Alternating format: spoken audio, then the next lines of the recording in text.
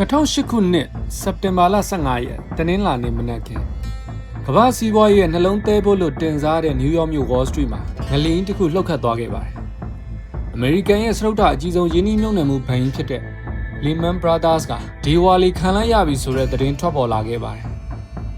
158နှစ်သက်တမ်းရှိပြီးပြည်တွင်းစစ်ကိုယ်တော်ကြော်ဖြတ်နိုင်ခဲ့တဲ့ဒီဘဏ်ကြီးက10မိနစ်ထဲနဲ့ပျောက်ကွယ်သွားခဲ့တာပါ။ဝန်ထမ်းပေါင်း26,000ကျော်ကသူတို့ရဲ့ပစ္စည်းတွေကိုစက်ကူပုံးလေးတွေထည့်ပြီးရုံးဆင်းလာကြပါတယ်။ဒါပေမဲ့ဒါအစပဲရှိပါသေးတယ်။ဒီအဖြစ်အပျက်ကကမ္ဘာတဝန်းလုံးကိုကူးစက်သွားပြီးလူတန်းပေါင်းများစွာအလုပ်ဖြုတ်ခံအိမ်တွေဆုံးရှုံးနိုင်ငံတွေစီးပွားပြတ်ခဲ့ကြပါတယ်။ဒီပြဿနာကြီးရဲ့အစ Wall Street ကဘဏ်ကြီးတွေစီမှာမဟုတ်ပါဘူး။တာမန်ပြည်သူတွေရဲ့အိမ်တွေစီကနေစတင်ခဲ့တာပါ။ဒီဇလန်ကိုနားလည်ဖို့1980ပြည့်လွန်နှစ်တွေစီကိုခဏပြန်သွားကြရအောင်။အဲ့ဒီအချိန်က Solomon Brothers ဆိုတဲ့ဘဏ်မှာ Louis Ranieri ဆိုတဲ့လူတစ်ယောက်ရှိခဲ့ပါတယ်။သူက Mortgage Backed Securities MBS လို့ခေါ်တဲ့စနစ်တစ်ခုကိုစတင်မိတ်ဆက်ခဲ့ပါတယ်။ရိုးရှင်းအောင်ပြောရရင်ဗျာအရင်တုန်းကလူတစ်ယောက်အိမ်ဝင်ခြင်းဘဏ်ငွေထုတ်ချီးတယ်။ပြီးရင်ဘဏ်ကအဲ့ဒီအတိုးရဖို့နှစ်30လောက်စောင့်ရတယ်။ငွေကအကြာကြီးမြုပ်နေတာပေါ့။ဒါပေမဲ့ Louis ရဲ့နီလန်ကတော့ဘဏ်တွေကအိမ်ထောင်ပေါင်းများစွာရဲ့ကျွေးစာချုပ်တွေကိုစုစည်းအထုတ်လိုက်ပြန်ထုတ်ပြီးတော့ Wall Street ကယင်းနှိမ့်မြုပ်နှံသူစီကိုလက်လွှဲရောင်းလိုက်တာပါ။ဘဏ်ချက်ချင်းငွေပြန်ရတယ်။ငွေပြန်ရတော့နောက်လူတွေကိုထပ်ချီးတယ်။ငွေကြေးစည်းစိမ်မှုမြန်ဆန်လာတယ်ပေါ့ဗျာ။ဒါကတော်တော်ကောင်းတဲ့စနစ်တစ်ခုပါပဲ။အစပိုင်းမှာတော့အရာအလုံးကကောင်းမွန်နေခဲ့ပါတယ်။ဒါပေမဲ့2000ပြည့်နှစ်တွေရောက်တဲ့အခါမှာတော့လောဘသားတွေဝင်ရောက်လာပါတယ်။အင်အားဈေးကွက်ကအရန်ကောင်းနေတော့ဘဏ်တွေကငွေချေးကျင်ကြတယ်။ပွဲစားတွေကလည်းကော်မရှင်လိုချင်ကြတယ်။ဒါပေမဲ့ပြဿနာငွေချေးပြီးတကယ်ပြန်ဆက်နိုင်မဲ့လူတွေကကုန်သွားပါပြီ။ဒါကြောင့် Goldman Sachs, Bear Stearns နဲ့ Lehman Brothers တို့လိုဘဏ်ကြီးတွေကစီးကပ်တွေကို short ချပြီး subprime လို့ခေါ်တဲ့အဆင့်နဲ့ချေးငွေတွေကိုစတင်ထုတ်ပေးပါတော့တယ်။အန်ဩစရာကောင်းလောက်အောင်ပါပဲ။အလုပ်အကိုင်မရှိဝင်ငွေမရှိပိုင်ဆိုင်မှုမရှိတဲ့သူတွေကိုတော့ငွေချေးပေးခဲ့ကြတာပါ။ဒါကို Ninja Loans လို့ခေါ်ပါတယ်။ No income, no job, no access ပေါ့ဗျာ။ဝင်ငွေအာမခံချက်မရှိတဲ့လူတစ်ယောက်ကိုတော့ဒေါ်လာ9သိန်းတန်အိမ်ကြီးဝယ်ဖို့ငွေထုတ်ချေးခဲ့ကြပါတယ်။ဘာလို့လဲဆိုတော့အိမ်ဈေးတွေကဘယ်တော့မှမကြောက်လို့သူတို့ယုံကြည်ထားကြတာ哦ဒီလောက်အနေအများတဲ့ချင်းငွေတွေကိုကျတော့ဘသူကပြန်ဝယ်ခြင်းတော့မှလဲဗျာဒီမှာနေ Wall Street ရဲ့မျက်လှည့်ပြကွက်ကလာပါတယ်သူတို့ကဒီအစစ်နှိမ်ချင်းငွေတွေကိုစုစည်းပြီးတော့ CDO Collateralized Debt Obligation ဆိုတဲ့နာမည်လှလှလေးတက်လိုက်ပါတယ်ဥပမာဗျာပုံနေတဲ့ငါးတွေကိုငါးကောင်းနေနဲ့ရောဘူးကွန်လှလှလေးတွေထုတ်ပြီးတော့Premier Seafood ပါဆိုပြီးတော့ကဘာအနှက်လိုက်ရောင်းသလိုပါပဲဒါပေမဲ့ယင်းနှိမ့်မြုပ်နှံသူတွေကမယုံမှန်ဆိုတော့ Moody's နဲ့ S&P လို rating ပေးတဲ့ agency တွေစီကိုတွားကြပါတယ် rating agency တွေကလည်းဘန်နီစီကပတ်စံရထားလို့လားတကယ်ပဲနားမလည်လို့လားတော့မသိပါဘူးဒီအမိုက်ထုတ်တွေကို AAA rating အဆင့်အမြင့်ဆုံးဆိုပြီးတော့တစ်စိတ်ကပ်ပေးလိုက်ကြပါတယ်ဒါနဲ့ပဲကဘာတဝန်းက pension funds တွေအစိုးရတွေကဒါကိုရွှေထင်ပြီးဝယ်လိုက်မိကြပါတယ်ဘန်တွေကတော့အမိုက်တွေကိုရွှေဈေးနဲ့ရောင်းပြီးဘီလီယံနဲ့ချီချမ်းသာသွားကြတာပေါ့ဗျာဒီအချက်တဲကြီးမှာအရေးကြီးဆုံးလက်နက်တစ်ခုကျန်ပါသေးတယ်ဒါကတော့ CDS လို့ခေါ်တဲ့ Credit Default Swap ပါဒါကိုသေချာနားလည်အောင်ရှင်းပြပါမယ် CDS ဆိုတာအာမခံ insurance သဘောတရားတစ်ခုပါဒါပေမဲ့ထူးခြားတာတခြားအိမ်တိမ်မီးလောင်မယ်ဆိုတော့ကိုကဘေးကနေအာမခံထားပြီးလောင်းကြီးထက်လို့ရတဲ့ပုံစံမျိုးပါ Wall Street ကလူလယ်တွေက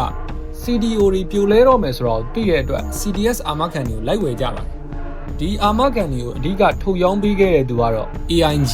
American International Group ဆိုတဲ့အာမခံကုမ္ပဏီကြီးပါပဲ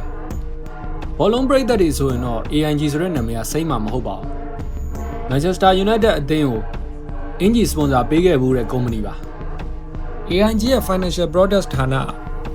အင်ချမ်မြေဈေးကွက်တွေကဘယ်တော့မှမပြိုလဲဘူးဒါကြောင့် DCDS တွေတက်ရော်ကြီးပေးစရာမလိုဘူးလို့တွက်ပြီးတော့အာမခံကြီးတွေကိုအလကားရတဲ့ပတ်စံအဖြစ်ယူထားခဲ့ကြပါတယ်ဒီလိုနဲ့အာမခံကုမ္ပဏီလုပ်နေတယ်လို့နဲ့ကမ္ဘာအကြီးဆုံးလောင်းကစားဝိုင်းယူဒိုင်းကိုင်းတယ်လို့ဖြစ်နေရတာပါ2006ခုနှစ်ကုန်ပိုင်းလောက်မှာတော့ပြဿနာတွေကစလာပါတယ်တက်ရိပ်ပြနေတဲ့အင်ချမ်မြေဈေးကွက်ကြီးက2009မှာရုတ်တရက်ထိုးကျသွားပါတယ်ဘာကြောင့်လဲဆိုတော့အဓိကအကြောင်းရင်း၃ချက်ရှိပါတယ်ပထမတစ်ချက်ကလိုရာထပ်ပိုစောင့်မိတဲ့ပြဿနာပါဘန်တွေကငွေလဲချေးတော့စောက်လို့ရေးသမားတွေကအိမ်တွေကိုအလူရက်စောက်ကြတယ်ဝယ်တဲ့သူတွေကလည်းတကယ်နေဖို့မဟုတ်ပဲဒီနေ့ဝယ်နောက်လာဈေးတင်ရောင်းမဲ့ဈေးကစားတဲ့သူတွေများလာပါတယ်ဈေးကွက်ထဲမှာလူနေမဲ့လူမရှိပဲရောင်းမဲ့အိမ်တွေကပုံလာတဲ့အခါမှာဈေးတွေကစကျတာဒုတိယတစ်ချက်ကတော့အတုံးထောင်ချောက်ပါ subprime ချင်းငွေအများစုက adjustable rate တွေဖြစ်ပါတယ်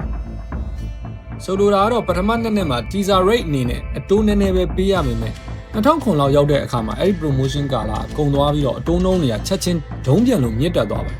လူတွေရဲ့လစဉ်ပေးရမယ့်ငွေတွေကရုတ်တရက်2ဆ3ဆဖြစ်သွားတယ်တတိယနဲ့အရေးကြီးဆုံးအချက်ကတော့ refinance လုပ်လို့မရတော့တာပါအရင်တုန်းကအတိုးတက်လာရင်အိမ်ကိုတန်မိုးပြန်ဖြတ်ပြီးဘဏ်ကနေငွေထပ်ထုတ်အကျွေးဆက်လို့ရပါတယ်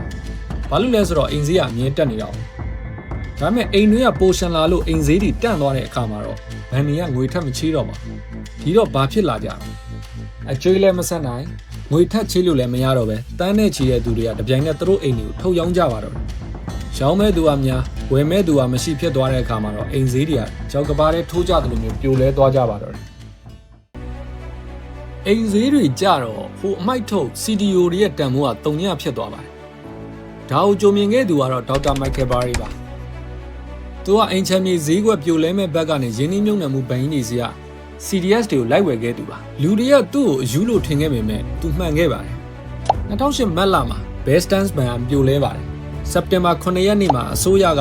အမေရိကန်ရဲ့အကြီးဆုံး AR ချင်းငွေ agency ကြီးတွေကိုဝင်သိမ်းလိုက်ရပါတယ်။စက်တင်ဘာ15မှာတော့ Lehman Brothers ကယ်မဲ့သူမရှိဘဲနဲ့ဒေဝါလီခံလိုက်ရပါတယ်။ဒီမှာ AIG ကပြဿနာစတက်ပါတယ်။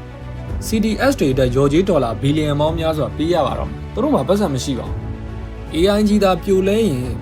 ကမ္ဘာလေကြောင်းလိုင်းတွေဘဏ်တွေ pension funds တွေအကုန်ပါသွားမှာပါ။ဒါကြောင့်အမေရိကန်အစိုးရက AIG ကိုဒေါ်လာ85ဘီလီယံနောက်ပိုင်းမှာတော့စုစုပေါင်း182ဘီလီယံသုံးပြီးတော့အရေးပေါ်ကယ်တင်ခဲ့ရပါတယ်။ Manchester United စွန်ဆာကြီးကိုအမေရိကန်ပြည်သူလူထုရဲ့အခွန်ငွေတွေနဲ့ကယ်လိုက်ရတာပါပဲ။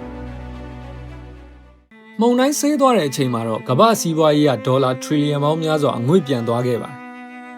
အမေရိကန်တနိုင်ငံထဲမှာပဲလူ8တန်းအလုပ်ပြုတ်ခံရပြီး6တန်းလောက်ကအိမ်တွေအသိမ်းခံခဲ့ရပါတယ်။ဒီအဖြစ်အပျက်အပြီးမှာတော့တာဝန်ရှိသူအများစုကဥပဒေအရအရေးယူခံရခြင်းမရှိခဲ့ပါဘူး။အစိုးရစီးပွားရေးစနစ်ကြီးမပြတ်စီးအောင်အခွန်ငွေတွေနဲ့ဝင်ရောက်ကယ်တင်ခဲ့ရပြီးတော့ဘဏ်လုပ်ငန်းကြီးတွေကတော့ဆက်လက်လည်ပတ်နိုင်ခဲ့ကြပါတယ်။ဒါအောင်အမျက်ရရင်တော့ကိုယ့်ဘက်ကိုယူပြီးအရှုံးပေါ်ရင်အများပြည်သူကဝိုင်းရော်ရတယ်လို့ပညာရှင်တွေကသုံးသပ်ခဲ့ကြပါတယ်။2008စီးပွားရေးပြက်ကတဘာဝဘေးအန္တရာယ်မဟုတ်ပါဘူး။လောဘစီကံမဲမှုနဲ့တာဝန်ယူမှုကင်းမဲ့ခဲ့ခြင်းတွေကြောင့်ဖြစ်ခဲ့ရတဲ့ကပ်ဘေးတစ်ခုပါပဲ။မိတ်ဆွေတွေရောလက်ရှိငွေကြေးစနစ်ကြီးမှာနောက်ထပ်ဒီလိုဘဘယ်တွေထပ်ဖြစ်လာနိုင်ဦးမယ်လို့ထင်လားခင်ဗျ။ကွန်မန့်မှာဝင်ရောက်ဆွေးနွေးပေးသွားကြပါဦး။ကြည့်ရှုပေးတဲ့မိတ်ဆွေအယောက်စီတိုင်းကို The Story Compass MM အထူးကျေးဇူးတင်ရှိပါတယ်ခင်ဗျာ။